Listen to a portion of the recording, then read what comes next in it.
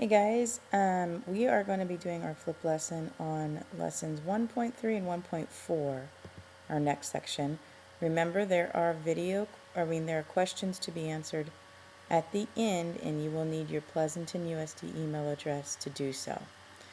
Okay, so section 3 is on measurement, and measurement use a standard measurement system because a lot of times if they are working with other scientists in other parts of the world, we need to be talking the same language with our measurements. So the SI unit is the standard measurement that allows us to compare data and communicate with each other. Most of the world uses the SI unit. We still do not in the United States. So as you can imagine, that would be kind of hard to compare numbers. So the SI units, for length, it is the meter, and the base unit for mass is the kilogram. For volume, it's going to be cubic meter, and you notice that it says cubic meter, and this 3 stands for the cubic and the meter. The SI unit for density is a kilogram per cubic meter. So we symbolize it with a kilogram, and the slash is substituted in where it says per cubic meter. The seconds for the SI unit is of time, and Kelvin is the SI unit for temperature. A lot of people think it's Celsius. It's not Celsius, it's actually Kelvin. When you're using the SI units, you got to understand the prefixes and the symbols. So in the left-hand column are the prefixes, the symbols are in the middle, and the meanings are off to the right. And you can see it's all on a base 10, so it's just a matter of moving a decimal over one or two places at a time to the left or right.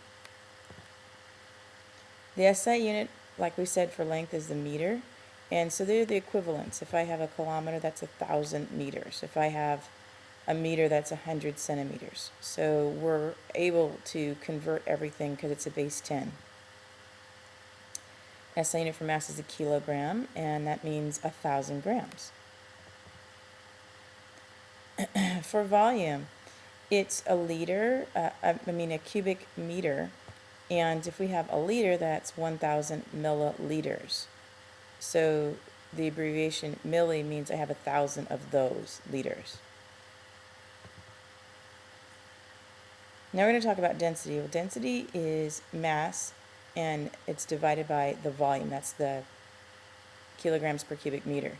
So if I had this metal object with 57 grams and a volume of 21 cubic centimeters, calculate the density. So all I'm going to do is figure out what I have, and then I'm going to use the formula. Density is mass divided by volume.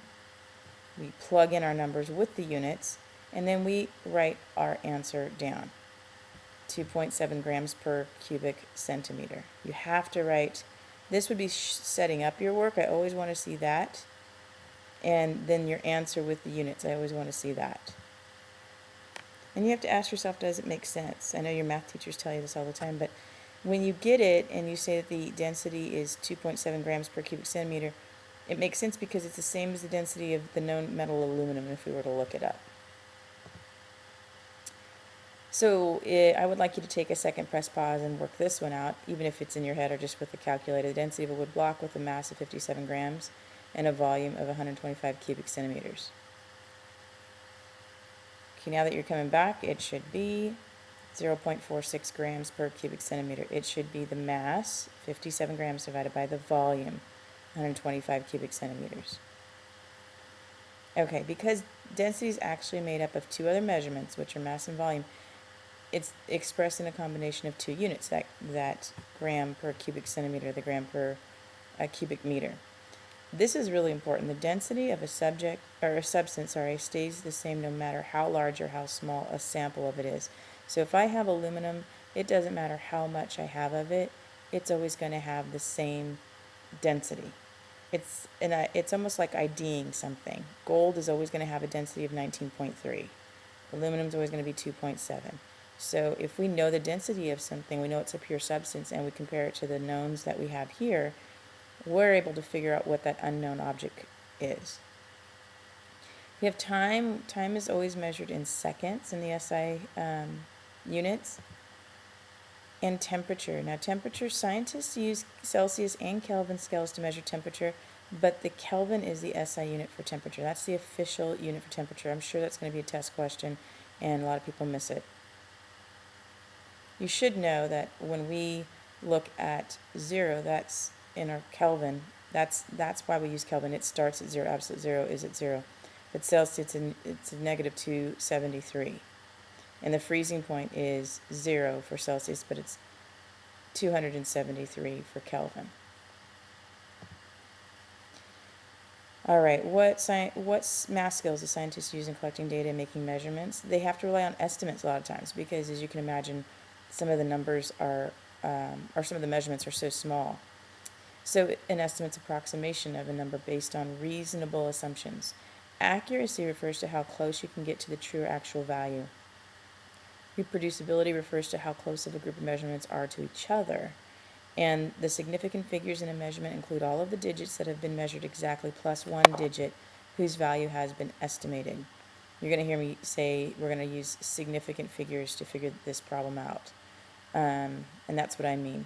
All the things that have been measured exactly plus one estimate. And precision is the measure of exactness of a measurement. So you can think of reproducibility, accuracy like this. Here's a dartboard. It's just randomly thrown up here. So this is not reproducible or accurate. This would be very reproducible because it's all in this one area, but it's not accurate. It's not hitting that bullseye. This would represent reproducibility and accuracy. I could do this again. I could describe to someone how to do that again. Right, and for significant figures, if I was measuring this block, I could say, yeah, I'm sure of the 5 here, but I'm estimating the 3 because it's a little less than halfway between the 5 and 6. I'm saying it's 3. Maybe I estimate it's a 2. So my measurement can be expressed only to 2 significant figures. So if I was using this, I would say the significant figures here would be 5.3. Someone else next to you might say 5.2, and that would be okay because it is reasonable.